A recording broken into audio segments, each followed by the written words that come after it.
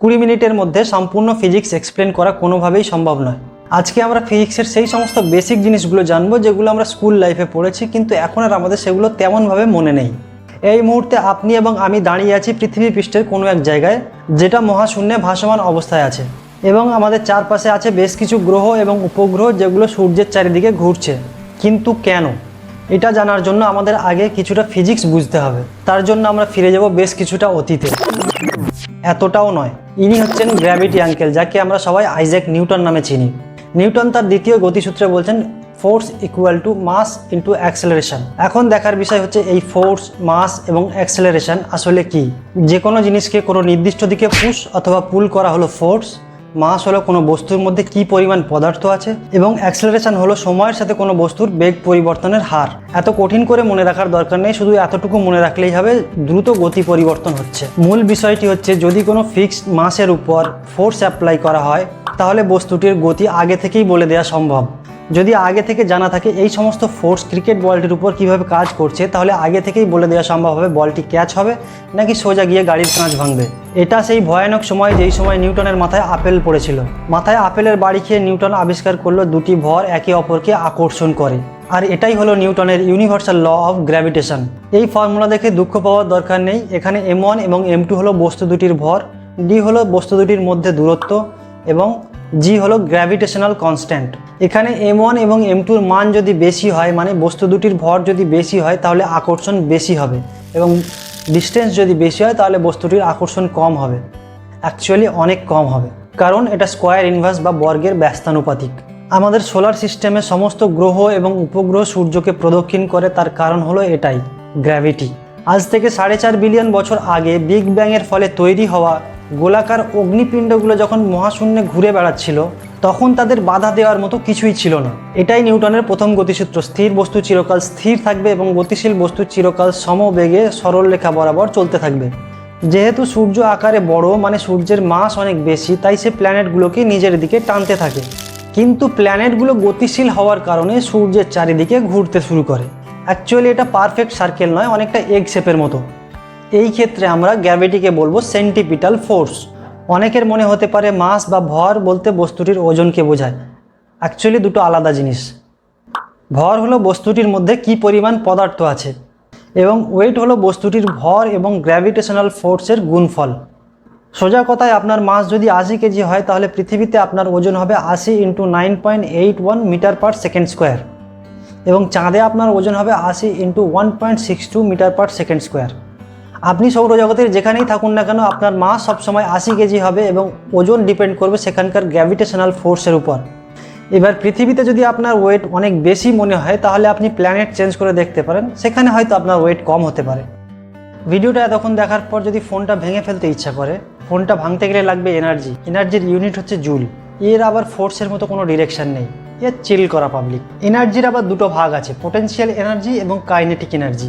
সহজ কথায় energy of movement এবং স্টোরড এনার্জি। ফর এক্সাম্পল, যখন আমি ফোনটাকে উপর দিকে ধরে আছি, তখন গ্র্যাভিটি এটাকে নিচের দিকে টানছে, কিন্তু এটাকে স্থিরভাবে ধরে রাখার জন্য যে এনার্জিটা লাগছে সেটাই হচ্ছে গ্র্যাভিটেশনাল পোটেনশিয়াল এনার্জি। কিন্তু যখন আমি এটাকে নিচের দিকে ছেড়ে দেবো, তখন পোটেনশিয়াল এনার্জি কনভার্ট হয়ে যাবে কাইনেটিক এনার্জিতে। তারপর এটা মাটিতে ধাক্কা খেয়ে কিছুটা এনার্জি অ্যাবজর্ব করে এই অবস্থায় পরিণত হবে। এতক্ষণ আমরা যা করলাম তা সবই হলো একটা কাজ। এর ইউনিট হলো জুল। সহজ কথায় বললে বলের অভিমুখে সরণ, force applied over distance. For example, যদি কোনো বস্তুকে 1 নিউটন বল প্রয়োগ করে 1 মিটার পর্যন্ত সরানো হয়, তাহলে বলা হয় 1 জুল কাজ করেছে। আর এটা হচ্ছে বডির কেমিক্যাল এনার্জি কনভার্টের ফলে।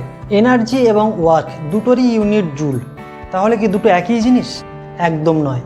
এবং ওয়ার্ক বা কাজ হলো ফোর্স অ্যাপ্লাইড ওভার ডিস্টেন্স, যেখানে এনার্জি রূপান্তরিত হচ্ছে একটা ফর্ম থেকে অন্য আরেকটি ফর্মে। যদি আপনি কোনো ভারী বস্তুকে ওঠানোর চেষ্টা করেন কিন্তু বস্তুটি উঠলো না, এক্ষেত্রে আপনার বডির কেমিক্যাল এনার্জি হিট এনার্জিতে রূপান্তরিত হলো। এইবার আপনি যদি মনে করেন আপনি অনেক কাজ করেছেন, তাহলে ফিজিক্সের কাছে আপনার এই ইমোশনের কোনো মূল্য নেই, কারণ বস্তুটিতে বল প্রয়োগের ফলে বস্তুটি তার জায়গা পরিবর্তন করেনি। ম্যাথামেটিক্যালি আপনি কোনো কাজও করেননি। এনার্জি তৈরি এবং ধ্বংস করা সম্ভব নয়, আর এটাই হলো শক্তির নিত্যতা সূত্র বা কনজারভেশন অফ এনার্জি। যেমন ধরুন, একটা গাড়ি মুভ করছে, এটা কাইনেটিক এনার্জি। গাড়িটি থেমে গেল, ধরে নিন অ্যাক্সিডেন্ট করেনি, তাহলে কাইনেটিক এনার্জিটা গেল কোথায়? গাড়িটি থামার জন্য ব্রেক অ্যাপ্লাই করেছে, ব্রেক এবং ডিস্কের ঘর্ষণের ফলে তৈরি হয়েছে হিট এনার্জি। সেই হিট ছড়িয়ে পড়েছে আশেপাশের বাতাসের মলিকিউলসের মধ্যে। বায়ুর মলিকিউল গরম হলে দ্রুত মুভ করে, so ultimately kinetic energy transfer হলো গাড়ি থেকে বায়ুর মধ্যে। এই ঘটনা থেকে আমরা বলতে পারি টেম্পারেচার কেবলমাত্র average kinetic energy of atom. সহজ কথায় মুভমেন্ট যত বেশি টেম্পারেচার তত বেশি, বা টেম্পারেচার যত বেশি মুভমেন্ট তত বেশি। অনেকক্ষণ থেকে হট জিনিস নিয়ে কথা বলছি, লেটস টক অ্যাবাউট থার্মোডাইনামিক্স। গরম জলে হাত ডোবানো যদিও মূর্খামি, কিন্তু কোনো সিস্টেমের বিশৃঙ্খলার মাত্রা বা মেজার অফ ডিসঅর্ডার হলো এন্ট্রপি। ফর এক্সাম্পল, একটা বরফের টুকরো নাও এবং এটা সূর্যের আলোতে রেখে দাও। কিছুক্ষণ পরে এই বরফের টুকরোটা গলে জলে পরিণত হবে। যদি আমরা ভালো করে লক্ষ্য করি, বরফের টুকরোটা জলের তুলনায় যথেষ্ট অর্গানাইজ, আর জলের কোনো নিজস্ব শেপ না থাকায় এদিক ওদিক ছড়িয়ে পড়েছে। বরফের টুকরোটির টেম্পারেচার জলের তুলনায় অনেক কম, তাই এর মধ্যে বিশৃঙ্খলার মাত্রাও অনেক কম। তাহলে টেম্পারেচার যত বাড়বে এন্ট্রপির মানও তত বাড়বে। একটা ম্যাজিক দেখো, এটা কিভাবে হলো, রাইট? অ্যাকচুয়ালি কিছু ইলেকট্রন মুভ করেছে তারের মধ্যে দিয়ে, তাই বাল্বটা জ্বলে উঠেছে। প্রত্যেক বস্তুর মধ্যে দু ধরনের চার্জ থাকে, পজিটিভ চার্জ এবং নেগেটিভ চার্জ।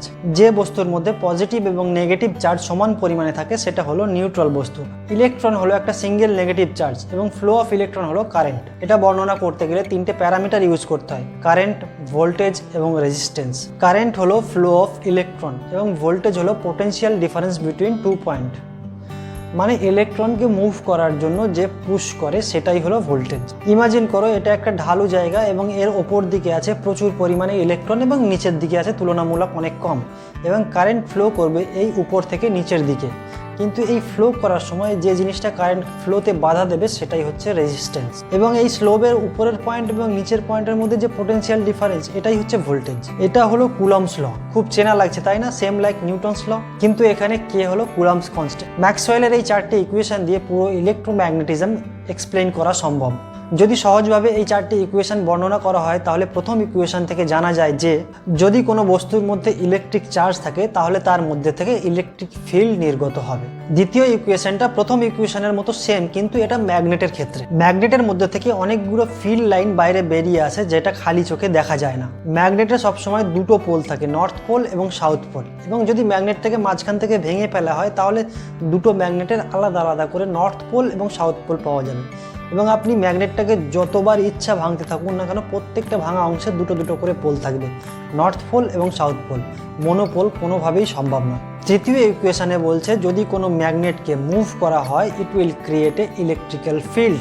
যদি কোনো ইলেকট্রিক্যাল চার্জের পাশে ম্যাগনেট মুভ করা হয় তাহলে ইলেকট্রিক্যাল চার্জটি একটা ফোর্স অনুভব করবে এবং এটা মুভ করতে শুরু করবে, ঠিক যেমন জেনারেটরের মধ্যে ম্যাগনেট ঘুরিয়ে ইলেকট্রিসিটি তৈরি করা হয়। চতুর্থ ইকুয়েশন থেকে জানা যায় মুভিং চার্জ অথবা moving electrical field create a magnetic field. Electrical এবং ম্যাগনেটিক ফিল্ড মার্জ হয়ে একসঙ্গে তৈরি হয় ইলেকট্রোম্যাগনেটিক ফিল্ড। তার জন্য ইলেকট্রিক্যাল ফিল্ড ডিস্টার্ব করে জাস্ট তৈরি হওয়া ইলেকট্রোম্যাগনেটিক ফিল্ডকে, এবং ইলেকট্রোম্যাগনেটিক ফিল্ড ডিস্টার্ব করে ইলেকট্রিক্যাল ফিল্ডকে, এবং এদের এই মিউচুয়াল ডিস্টারবেন্স চলতেই থাকে এবং এটা আলোর গতিতে স্পেসের মধ্যে ছড়িয়ে পড়ে। এটাকেই ইলেকট্রোম্যাগনেটিক ওয়েভ বলা হয়। ফ্রিকোয়েন্সি অনুযায়ী এটা আমরা দেখতেও পারি, যেমন লাইট, কিন্তু বেশিরভাগ ওয়েভ খালি চোখে দেখা যায় না, যেমন ব্লুটুথ, ওয়্যারলেস চার্জ।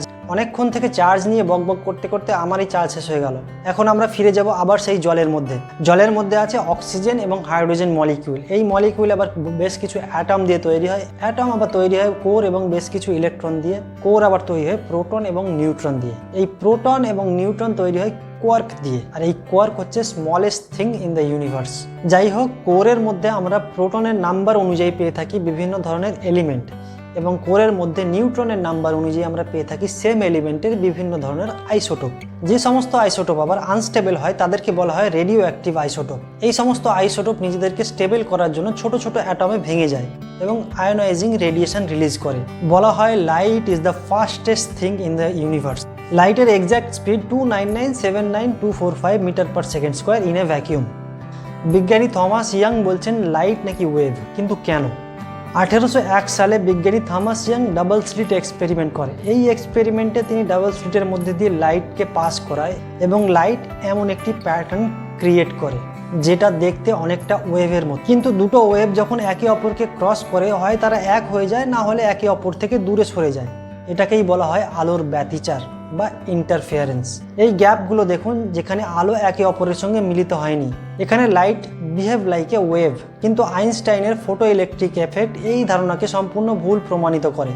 যখন কোনো মেটাল সারফেসের উপর লাইট এসে পড়ে তখন ওই মেটাল সারফেস থেকে ইলেকট্রন বাইরে বেরিয়ে যায়। For this situation lights behave like a particle.